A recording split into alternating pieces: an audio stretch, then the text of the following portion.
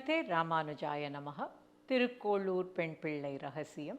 இந்த தொடரிலே 81வது வாக்கியமாக துறை வேறு கண்டேனோ பகவரை போலே என்ற வாக்கியத்தை பார்க்க இருக்கிறோம். இது இந்த தொடரினுடைய இறுதி அத்தியாயம். இதுதான் 81வது வாக்கியம் தான் இறுதியான வாக்கியம்.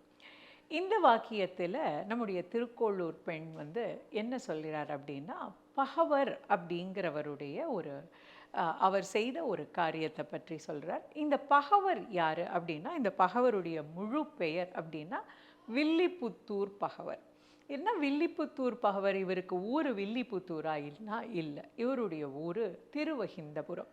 இந்த திருவஹிந்தபுரம் அப்படிங்கிற திவ்ய தேசம் ரொம்ப பெரிய திவ்ய தேசம், ரொம்ப பாடல் பெற்றது. இது நடுநாடுன்னு சொல்லக்கூடிய வழங்கக்கூடிய இடத்துல உள்ளது. இங்கே 2 திவ்ய தேசம்தான், திருவஹிந்தபுரம், இன்னொன்று திருக்கோவலூர் அப்படிங்கிற உலக அளந்தான் இருக்கக்கூடிய திவ்ய தேசம்.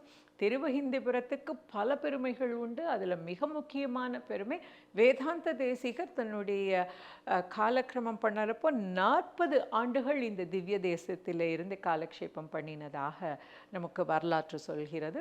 அப்படிப்பட்ட ஒரு திவ்ய தேசம் இந்த திருவஹிந்தபுரம். ஆனால் இந்த திருவஹிந்தபுரத்தில் இருக்கிறவர் எதுக்கு வில்லிபுத்தூர் பகவர் அப்படின்னு சொல்கிறார் அப்படின்னா, இந்த பாரதம் நமக்கு தந்த அவர் அவருடைய பேர் என்ன? வில்லிபுத்தூரார்.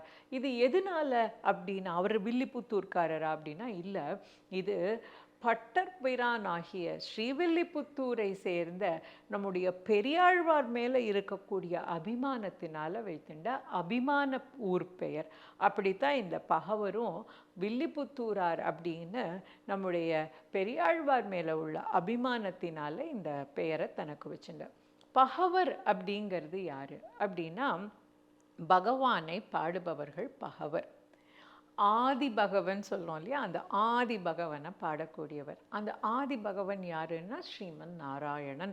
அந்த பகவானை பாடக்கூடியவர்களுக்கு பகவர் அப்படிங்கிற பெயர்.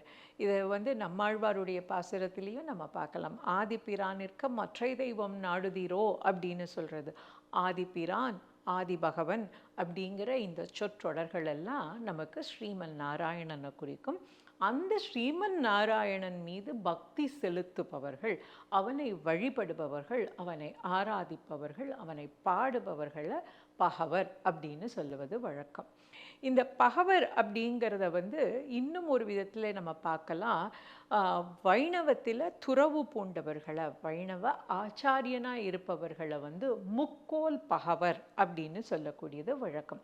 முக்கோல்ங்கிறது திருதண்டம், அவங்க கையில் ஏந்தி இருக்கக்கூடிய அந்த கோலுக்கு முக்கோல்ங்கிற பெயர், திருதண்டம்ங்கிறது. அந்த முக்கோலை ஏந்தி எம்பெருமானிடத்திலே பக்தியை செலுத்தக்கூடியவர்கள், அதனால அவங்களுக்கு முக்கோல் பகவர் அப்படிங்கிற ஒரு பெயர் இருக்கிறது.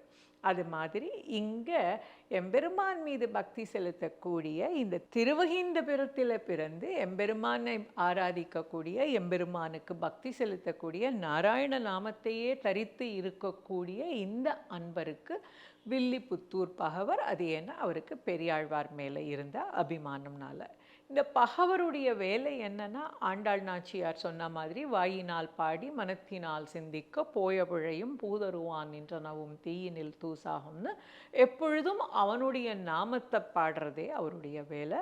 அது மட்டும் இல்லாமல் ராமானுஜர் என்ன நெறிகளை நிலைநாட்டி இருக்கிறாரோ அதை மற்றவர்களுக்கும் எடுத்து செல்ல வேண்டியது அவருடைய வேலை. அப்படி அவருடைய நிலைநாட்டின கருத்து என்னன்னா, எல்லோரையும் சமமாக பாவிக்கிறது. இந்த வர்ணாசிரம தர்மப்படி பிரிவினை இல்லாமல் எல்லாரும் ஒன்று அப்படின்னு இருக்கக்கூடிய ஒரு நிலையில். ஆனால் அப்போவே நாம் பார்த்தோம், அந்த காலகட்டத்திலேயே ராமானுஜருடைய சீர்திருத்தங்களை ஏற்றுக்கொண்டவர்கள் ஒரு பிரிவாகவும், அதை ஏற்றுக்கொள்ளாதவர்கள் இன்னொரு பிரிவாகவும் இருக்கிறத. அப்படி இந்த ஊரிலேயும் இருந்தார்கள்.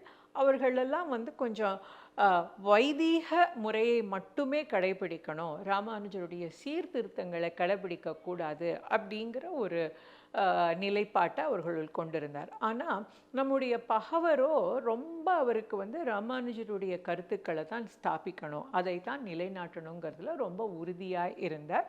அதனால அவருடைய குழாம் எப்பொழுதுமே எல்லாரும் சமம் அப்படிங்கிற ஒரு நிலையை கொண்டது. வைணவன் அப்படின்னு சொல்லிட்டா சமம் அப்படிங்கிற ஒரு நெறியை அவர் நிலைநாட்டி கொண்டு வந்தார். அப்படி அவர் அந்த நெறியை பின்பற்றி நிலைநாட்டி கொண்டு வந்து கொண்டிருந்த அந்த காலகட்டத்திலே ஆற்றங்கரையில் குளிக்க போகும் பொழுது பார்த்திங்கன்னா, எப்போவுமே எல்லாரும் படித்துறை எங்கே இருக்கோ அந்த படித்துறை வழியாக தான் இறங்கி போய் ஸ்நானம் பண்ணுறது வழக்கம். ஆனால் இவர் வந்தப்போ என்ன ஆகிறதுனா, அந்த படித்துறையில் வைதிகத்தை பெரிய இதாக கொண்டு இருப்பவர்கள், அதாவது ராமானுஜருடைய கொள்கைக்கு வேறுபாடு கொண்டவர்கள், கருத்து வேறுபாடு கொண்டவர்கள் தாங்கள் ஸ்நானம் செய்யக்கூடிய இடமாக வைத்து கொண்டிருக்கிறதுனால இவர் அதையும் தாண்டி இன்னும் இறங்கி போய் வேறொரு இடத்துல ஒரு துறை மாதிரி ஒரு படிக்கட்டு மாதிரி அமைத்து கொண்டு தன்னுடைய குழாத்திலே அழைச்சின்னு வந்தவங்க எல்லாரையும் அந்த இடத்துல போய் ஸ்நானம் பண்ணுறதுக்கு இறங்கி நாம் இந்த குழு இந்த இடத்துல குளிக்கலாம் அப்படின்னு அவர் சொன்னார்.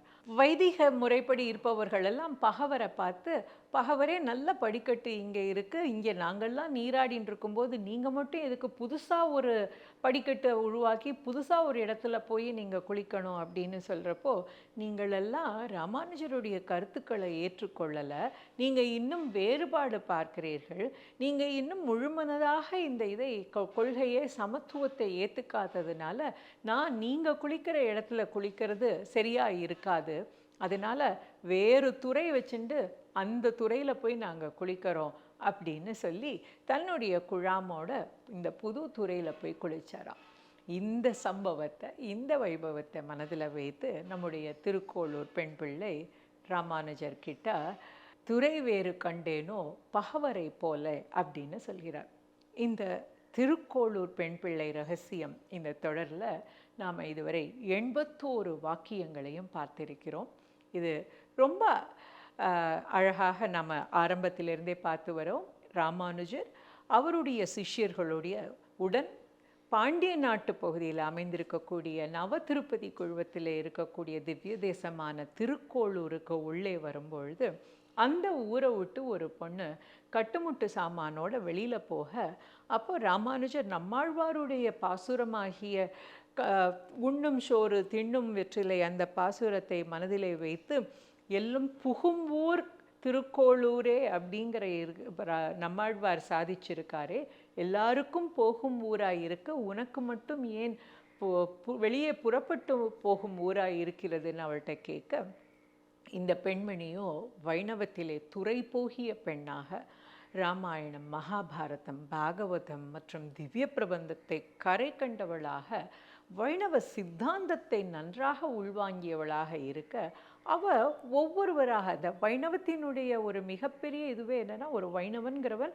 அடியார்க்கடியானாக பரம பாகவதர்களுக்கு தொண்டு செய்யக்கூடியவனாக தன்னை தாழ்த்தி கொண்டு இருப்பவனாக இருக்கக்கூடியவன் அப்படிங்கிற நிலையை பார்க்குறோம். இந்த பெண்ணும் தன்னை அந்த நிலையில் நிறுத்தி இந்த வைணவத்திலே ராமாயணத்திலிருந்தும் பாகவதத்திலிருந்தும் பாரதத்திலிருந்தும் ஆழ்வார்களுடைய சரிதங்களிலிருந்தும் ஆச்சாரிய புருஷர்களுடைய சரிதத்திலிருந்தும் பல்வேறு தத்துவங்களை எடுத்து 81 வாக்கியங்களாக ராமானுஜரிடம் கேட்கிறார்.